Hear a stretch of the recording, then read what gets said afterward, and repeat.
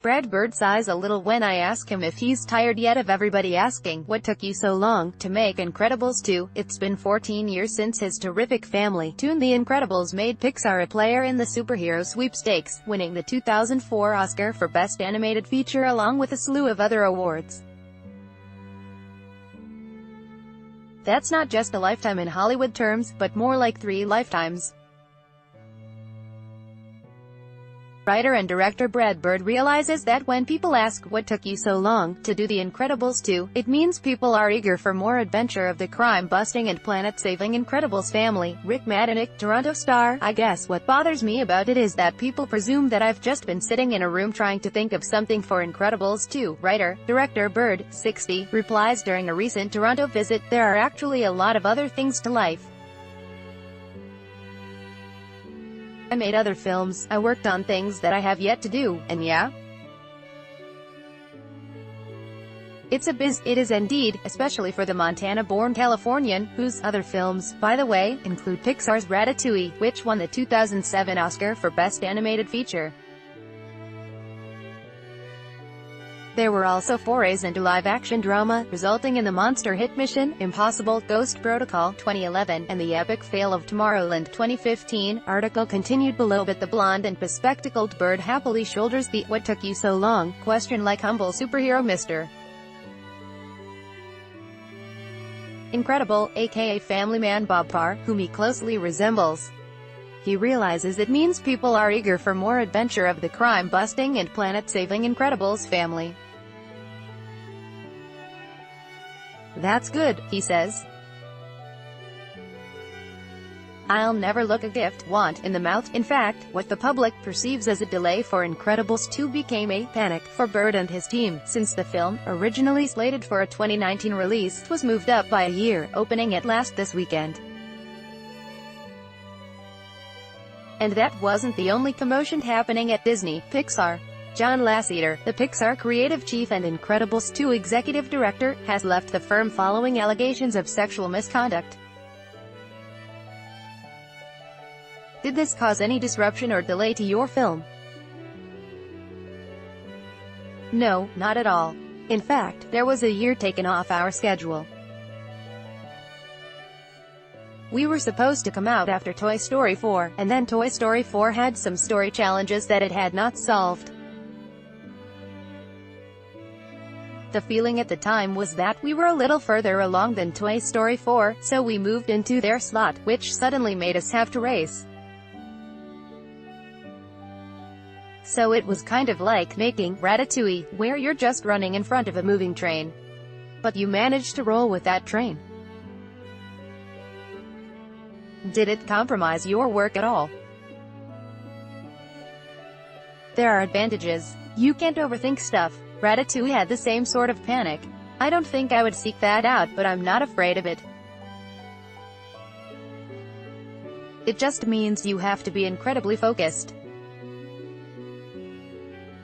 What we basically took out is the time it takes to reassure everybody. There's a certain amount of that you do when you make a movie. You stop everything and you make versions, and you spend time putting in temporary music and all this stuff to try to get people to see what you have in mind, so that they don't give you terrible notes that make you ruin what you have in mind. So you're always somewhat on the defensive, because you're trying to explain the movie to people who maybe aren't the most imaginative people, telling them why their money is not misspent. Article continued below. You had to do this even though The Incredibles was a hit. Because it's a hit, now they care about it even more. You're never free of that. And clarifying stuff to people who aren't working on the film takes resources. You do these versions of the film that are obsolete almost the second that they're done because you've already moved past them. But it takes time and hours, and so that's kind of thing that we didn't do for Incredibles 2. The world was a lot different in 2004, when The Incredibles came out. In the real world back then, there was no social media, and in the screen world there were far fewer superhero movies than there are today. Did you have that in mind when returning to the mid-1960s America of The Incredibles? Now you can't throw a rock without hitting a superhero. So many stories have been told and the powers have been used in so many ways.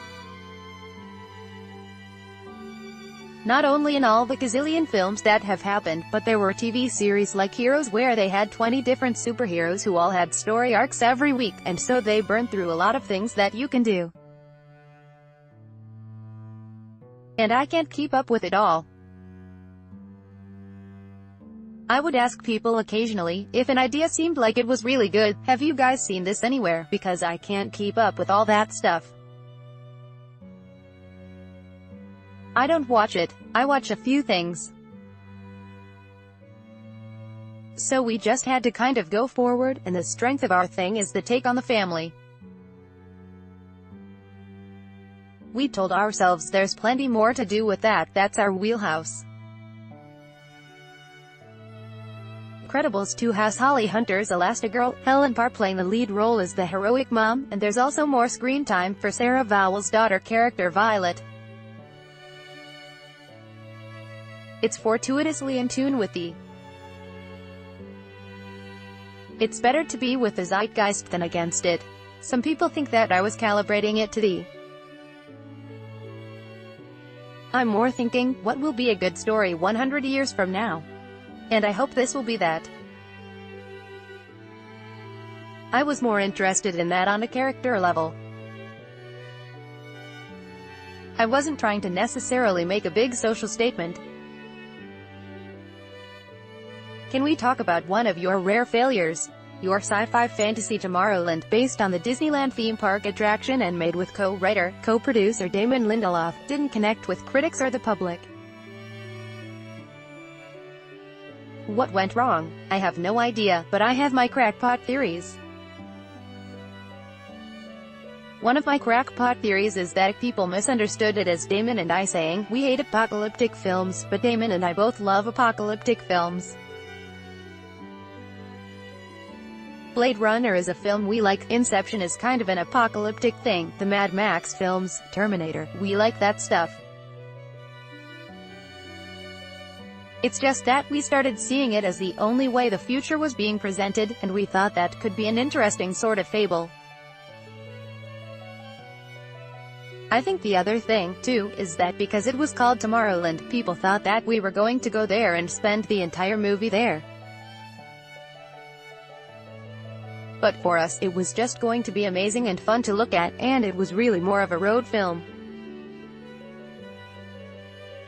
I think some of all that maybe had something to do with the flop, but I don't think you know why a film fails and you don't really know why a film succeeds. You certainly have a fan in Steven Spielberg. He included a nice hat tip to your 1999 feature directing debut The Iron Giant in his recent movie Ready Player One, even though most of his film's references are to 1980s culture. Yes, that was really a nice surprise, absolutely.